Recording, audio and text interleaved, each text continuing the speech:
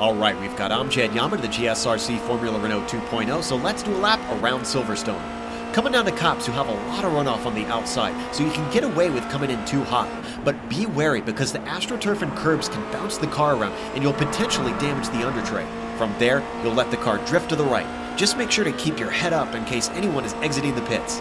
Now comes the Maggots-Beckett sequence. Each corner gets progressively slower, and just like most S's, your line is critical.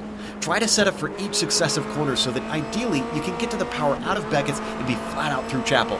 The biggest reason this is so important is we're now coming onto the Hangar Straight. You don't want to be vulnerable with a slow exit onto this section since the draft is already going to be a big help.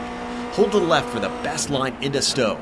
It's going to be tricky in the low-slung Renault with its blind apex. Hopefully, you kept from understeering off.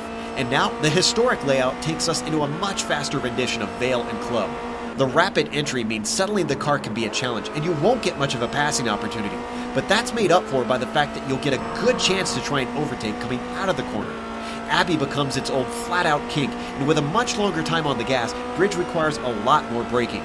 That's not to say this is going to be a slow corner, but don't be surprised to see drivers have a go into here. Drivers' lines coming into Priory might vary, and that can sometimes cause wrecks, so keep your head on a swivel. From there, it's a short burst of Brooklands, and the turns get tighter and slower in this technical section of the track. Switch back quick and try to square off Luffield. This is a patience-trying corner, but you gotta be careful about costing yourself time on the exit.